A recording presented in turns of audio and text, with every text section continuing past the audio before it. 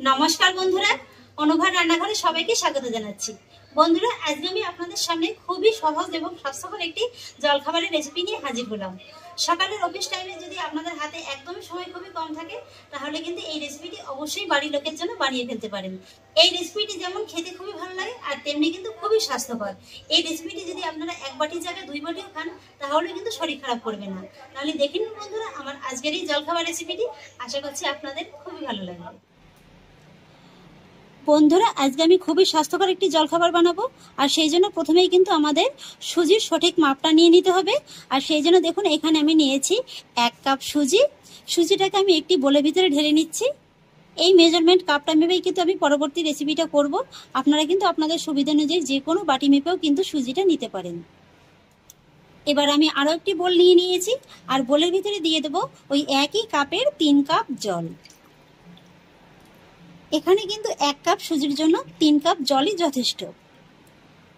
সেই সঙ্গে দিয়ে দেব হাফ কাপ টক দই। এবার আমি জল আর দইয়ের ভিতরে দিয়ে দেব স্বাদ অনুযায়ী লবণ। একই সঙ্গে দিয়ে দেব 2টো কুচানো কাঁচা লঙ্কা। সেই সঙ্গে দিয়ে দেব 2 চা চামচ চিনি।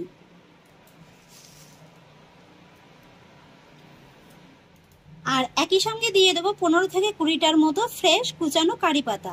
এখানে কিন্তু আপনারা কারি পাতার সঙ্গে সঙ্গে ধনেপাতা কুচিটাও ব্যবহার করতে পারেন। এবার আমি দই আর জলটাকে খুব ভালো করে একবার মিশিয়ে নেব।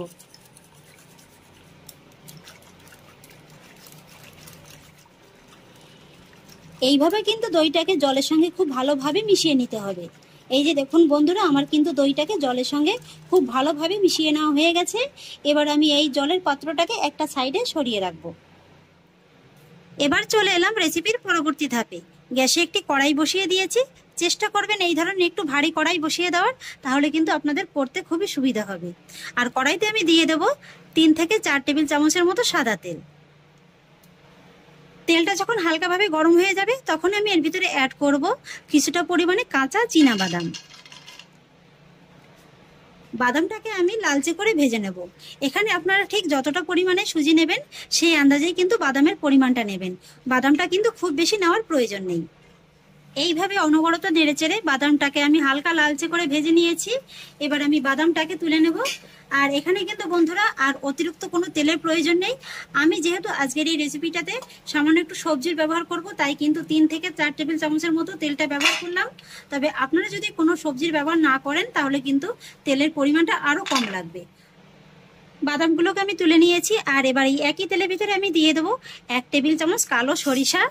আর সরিষাটা যখনই এরকম হালকা চটর মটর করে ফুটে উঠবে, তখনই আমি এর ভিতরে অ্যাড করব 2টো শুকনো লঙ্কা। লঙ্কা দুটোকে আমি এইভাবে একটু হালকা করে ফাটিয়ে নেব। সেই সঙ্গে অ্যাড করব 1 টেবিল চামচ কাঁচা ছোলার ডাল। আর অ্যাড করব হাফ টেবিল চামচ কাঁচা বিউলির ডাল। এবার আমি এই ডালগুলোকেও কিন্তু এই সরিষার সঙ্গে একটু ভালো করে ভেজে নেব। খেয়াল রাখবেন, যেহেতু ডালগুলো কাঁচা আছে, তাই যেন ভাজার সময় কাঁচা না থেকে যায়। একটু ভালো করেই কিন্তু ভেজে নিতে হবে। ডালগুলোকে আমি খুব সুন্দর করে ভেজে নিয়েছি। আর এবার আমি এর ভিতরে অ্যাড করব 15 থেকে 20টার মতো কারি পাতা। সেই সঙ্গে অ্যাড করব 1 টেবিল চামচ গ্রেট করে নেওয়া আদা।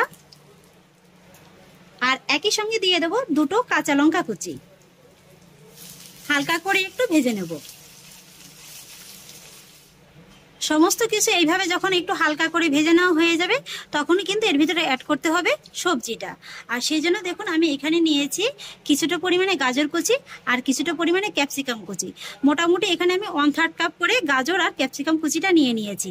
আর এই সবজিগুলো কিন্তু একটু ছোট ছোট করে কুচিয়ে নিতে হবে। সবজিগুলো দিয়ে দেওয়ার পরে একই সঙ্গে দিয়ে দেবো স্বাদ অনুযায়ী একটু লবণ।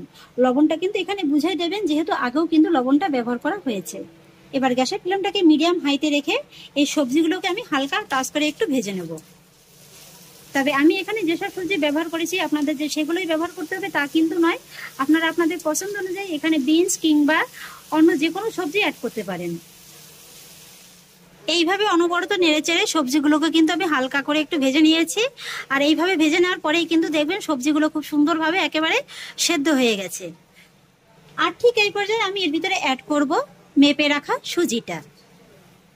গ্যাসের ফ্লেমটাকে কিন্তু একই রকম রেখে এই সুজিটাকে কিন্তু সবজির সঙ্গে মিনিট 3-4 সময় নিয়ে ভেজে নিতে হবে। সুজিটাকে আমি খুব সুন্দর করে ভেজে নিয়েছি। আর এবার আমি এই সুজির ভিতরে অ্যাড করব তৈরি করে নেওয়া দই জলটা। এই সময়টাতে কিন্তু গ্যাসের ফ্লেমটাকে একেবারে কমিয়ে দিতে হবে, আর এইভাবে একটু খুব তাড়াতাড়ি জলের সঙ্গে সুজিটাকে মিশিয়ে দিতে হবে। এই সময় যদি আপনারা গ্যাসের ফ্লেমটা বাড়িয়ে দেন তাহলে কিন্তু জলটা খুব তাড়াতাড়ি একেবারে সুজিটা টেনে নেবে, সেক্ষেত্রে কিন্তু সুজিটা ভালোভাবে সেদ্ধ হবে না। এর ভিতরে এখন আমি আর অন্য কোনো মশলা অ্যাড করব না, যেহেতু আগেই সবকিছু আমার দেওয়া আছে।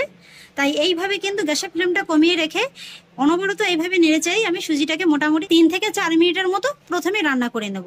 এই যে দেখুন বন্ধুরা, সুজিটা নাড়তে নাড়তেই কিন্তু বেশ অনেকটা ঘন হয়ে গেছে। ফিরে এলাম 3 থেকে 4 মিনিট বাদে। এই যে দেখুন বন্ধুরা, উপমাটা কিন্তু আগের থেকে অনেকটা ঘন হয়ে গেছে, তবে তুলনামূলকভাবে কিন্তু এখনো অনেকটা নরম আছে। তাই মোটামুটি এটাকে আরও 3 থেকে 4 মিনিটের মতো একটু সময় নিয়ে রান্না করে নিতে হবে। আর এই উপমাটা কিন্তু রান্না করতে খুব বেশি একটা সময় লাগে না, বড় জোর 5 থেকে 7 মিনিটের ভিতরেই কিন্তু রান্নাটা হয়ে যাবে। আর এইভাবে কিন্তু নরম নরম রান্না করলে উপমাটা খেতে ভালো লাগবে না, তাই একটু শক্ত করে রান্না করে নিতে হবে। এবার আমি আপনাদের আবারও 3 থেকে 4 মিনিট বাদে দেখিয়ে দিচ্ছি। এই যে দেখুন, উপমাটা কিন্তু আমার প্রায় মোটামুটি রেডি হয়ে গেছে। কড়ার গাটা কিন্তু অলরেডি ছাড়তে শুরু করে দিয়েছে।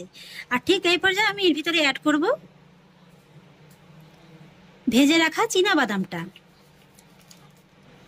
বাদামটাকেও আমি এই উপমার সঙ্গে ভালো করে মিশিয়ে নেব। বাদামটাও আমি খুব ভালোভাবে মিশিয়ে নিয়েছি। আর বন্ধুরা, এই উপমাটা কিন্তু এইভাবে একটু হালকা শক্ত করেই রান্না করে নিতে হবে। এই যে যতটুকু নরম দেখছেন, এটা কিন্তু ঠান্ডা হয়ে যাওয়ার পরে আর একটু শক্ত হয়ে যাবে, মোটামুটি একটু ঝুরঝুরে হয়ে যাবে। এবার আমি গ্যাসের ফ্লেমটাকে অফ করে দেবো, আর তারপরে এই সুজিটাকে এইভাবে স্ট্যান্ডিং টাইমে রেখে দেবো প্রায় 5 মিনিটের মতো। ফিরে এলাম 5 মিনিট বাদে। এই যে দেখুন বন্ধুরা, তৈরি হয়ে গেল আমার খুবই স্বাস্থ্যসম্মতভাবে সাউথ ইন্ডিয়ার একটি অথেন্টিক রেসিপি, দই উপমা কিংবা দই সুজির উপমা। এটাকে আপনারা দই উপমাও বলতে পারেন, আবার দই সুজির উপমাও বলতে পারেন। এবার আমি এই উপমাটাকে একটু সার্ভ করে নেব।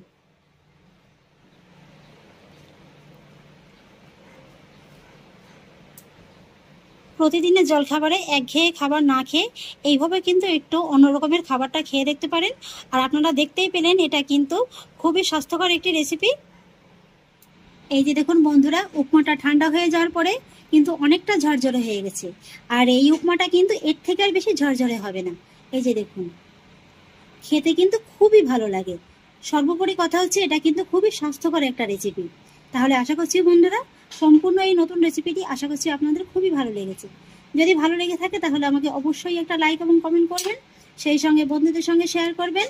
আর প্লিজ বন্ধুরা, যদি আমার পরিবারের নতুন সদস্য হয়ে থাকেন তাহলে একটা সাবস্ক্রাইব করে পাশে থাকা বেল আইকনটি প্রেস করে দেবেন। ফিরে আসছি এরকমই পরের অন্য কোনো নতুন রেসিপি নিয়ে। সবাই ভালো থাকুন, সুস্থ থাকুন, ধন্যবাদ।